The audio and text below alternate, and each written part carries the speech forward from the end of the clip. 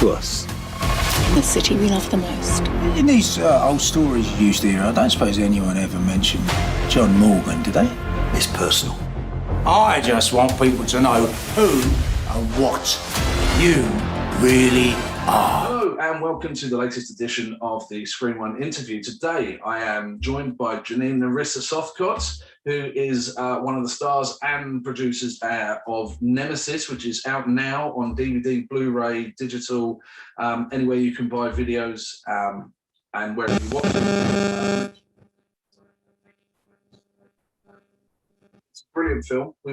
People will have seen it by now, hopefully, or bought it. So let's kick straight into it. So can you tell us about your character Sadie in Nemesis, please? Yes, well, I play Sadie. She is John Morgan's wife, John Morgan being the sort of kingpin gangster. And we come back from Turkey, where we're living. And well, all sorts of things happen when we arrive back, when we hit London. She's very glamorous, gutsy, totally devoted to her husband, and will kind of do anything for her husband and her daughter, as you will see. She's a very strong character and a real integral sort of part of the film, really. She's not one of those sort of gangsters, moles who kind of sit there filing her nails and twiddling her hair in the background and saying, yes, John, no, John.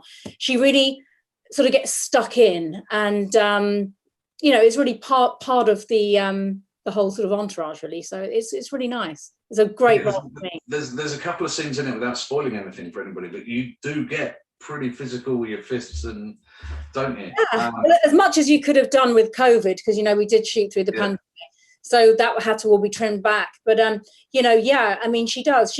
She does quite a lot, really. I mean, she cooks this amazing dinner party. So she cooks, she stabs, she punches, and all doing it in a tiny little dress. So yeah, I think she's quite multi-talented. Was that quite restricted, being in that tiny dress trying to throw the punch? It kind of was, because I mean, I think when I did one of the punches, it kind of ripped right up to my hip. So I did the rest of the movie with this sort of big slit up my leg. So it turned into a cocktail dress at that point. Yeah. I did, yeah.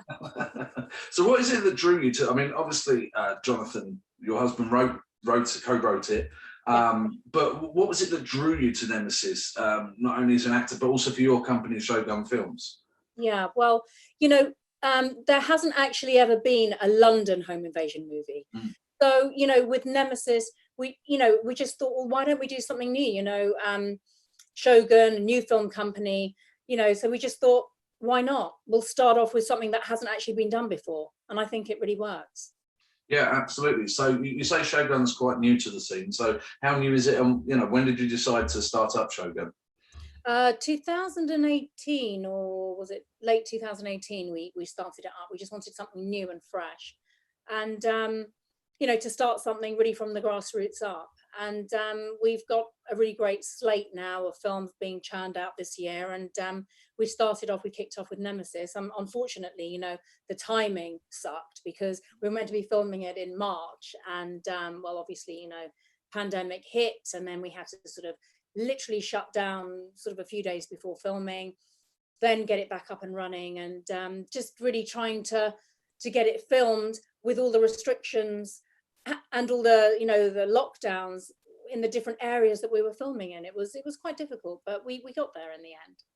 Yeah, because Jonathan, when we interviewed Jonathan, he talked about you having to change locations, like the size of the flat and things. Yeah, and I think that actually worked because it was more claustrophobic, I think, and it made it a bit more intense. Yeah, well, I'm glad you said that, really, because Jonathan had discovered all these wonderful locations, beautiful opulent apartments and stuff, which would really lend itself to the, looking like a big sort of budget movie, looking very opulent and stuff. Like we had the jet, the Rolls Royces and stuff, and it would have been really lovely to have, the flat as well. But, they wouldn't, it was all shut down because of the pandemic. And, Jonathan literally got this place sort of a week before filming, which was great. So we could go ahead and do it. But, there was one scene that was a floating scene. So we hadn't actually shot it, and we were going to shoot it. And then we went into lockdown. So we were trying to find some, a time and a place where we could shoot this, the scene. And it was a scene between Ricky Grover and Nick Moran in the bar. and everything was shut. We couldn't film it, so we ended up going to Eastbourne, taking everybody to Eastbourne, and Jonathan's got a friend who has a restaurant with a bar in the basement, and we shot it there, and literally they went into lockdown 2 days later. So we were really lucky to get that one in the can, because it really was, with all the restrictions and stuff, it was quite difficult to finish the movie, but we did. Yeah, no, it's excellent. So so you've managed to get it out. It got released. So the release has been quite well received. A bit of an understatement. It's been really well received. Yeah. I mean, I'm seeing on online all the positive response and stuff like that, which I think this is another one of those things that a lot of people kind of turn their nose up at these type of films. But actually, I think this one kind of rises above the genre because of the home invasion angle, and obviously because all you guys in it, and as I said in my review, which you can read online, everybody. Thank you for that. I love yes, no, that's fine. You can see the the heart and soul that's gone into it. So yeah, no, congratulations. So talking about that, so what was aside from the production, what was your most challenging scene, do you think, in the film? Yeah, I was trying to think about that. There weren't any really challenging scenes. I mean, I didn't have to really stretch myself in any way for any scenes. But I sort of got on with it, and try to do everything. I mean, one of the most challenging things, and I think, is just just crying all the time in the scenes. It's quite difficult to get yourself into that headspace of crying. I think I know what scene you want me to talk about, though. No, actually, I know what you're thinking, and no, it's not. I was actually trying to angle away from that, and actually, see if there was something like the physicality of the role. No, there wasn't actually. I mean, I wanted to do more things that were physical, because coming from a karate background and being quite energetic myself and sporty, if there's any action, I'm the first one there. So actually, in the films to come, there's a lot more. We're doing a lot more action films, and I'm going to be doing a lot more in those. So that's the sort of stretching myself that I would love to do. So yeah, no, I think this just kind of sort of ticked the boxes, and I kind of just played a gangster's wife, as best I could. So yeah, no, excellent. So so it was quite a star-studded cast. Was there anybody you kind of got starstruck when you first met at all? I know you know some of the cast from previous. All of them, really, yeah. Yeah. So do you ever get starstruck at all when you meet people for the first time? I mean, Julian Glover was the one that really kind of made me go, oh my god, it's Julian Glover. Empire Strikes Back. All those sort of films, Indiana Jones and stuff, and Furo's Only, and all those sort of great movies that I grew up with. And then, so we're filming, it's the first day of filming. The first scene is me, Julian Glover, Billy Murray. I mean, no pressure there. I just remember thinking, and Julian is the most charming, wonderful. He really is. He is such a lovely man. We were in the green room, we're talking, and then when we said, right, come on then, now let's go and get the scene done. It's like the first scene of the film. I just remember going into the toilet and looking at myself in the mirror and sort of going, sort of breathing in about 5 times and going, right, let's do this, because I think the sort of, these two legends, I'm standing in between Julian Glover and Billy Murray, for my first scene of the film, everyone's like, right, and action, and I'm like, it's Julian Glover. Everything else is a come down after that, is it? No. I just love working with all of them, because they're such professional people. You just learn so much from them, and Julian Glover, he's in his 80s, and he just the way he just remembers all of his lines as well, and Sadie, come on now, he's all in character, with the all stuff, and he's lovely man. Amazing. So you've done several of these British gangster type projects now. So is it you just enjoy the genre, or is there another type of genre? I mean, you've talked about a bit more actiony kind of roles, but is there anything that will push you outside of your comfort zone that you really like to do? Like anything from a costume drama to just more action.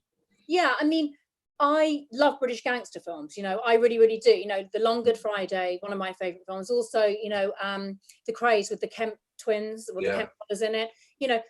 Those are the sort of films that I really, really love. They're gritty, they're raw. It's quite intoxicating, isn't it? That sort of like those sort of the rawness of those sort of portrayals of people. I really like those sort of films. So yeah, I mean, I will always love those sort of low budget. I know that The Craze wasn't a low budget film, but you know what we do. I do love those sort of films. I think we'll always be making British films, but I think, you know, we will be making a lot more action films too. But you know, British made, sort of, you know, British stock and all that sort of thing, but with getting some American actors in as well involved. I'm doing a film later on in the year called Eyewitness, and it's with the American mafia. So we have a lot of sort of American actors involved with that. And I play the wife of the mafia boss. And it's quite a big role for me, and it is quite challenging because I'm in witness protection because I go against him and I sort of, you know, sort of turn tables and stuff. So it's this kind of cat and mouse chase, and it's quite violent. There's a lot of action, so I think that will stretch me a lot and push me in all different directions. Yeah, period drama, I don't think I've really got the look for it somehow. I love it, but I think, you know, you've got to go with what, you know, when someone says, oh, you know, you're a bit typecast or whatever, but typecast, at least you're cast, you know. Yeah, you know, for working, who cares? Yeah, exactly. Yeah. You know, so yeah, I mean, I don't know, I like to read the script, and if the script is good, you know, then yes, I would love to be part of it. So, I mean, my next, the next film I'm doing, I'm playing a social worker. So hair scrape back, glasses, you know, that type of thing, no makeup, you know, that. And then I'm playing a DCI in Renegade. So it's quite nice. I've got a variety of things, and now my hair's growing out. From Nemesis, I had it all chopped off, you see. So I'm growing it back now, so I can get it back into a bun and things like that.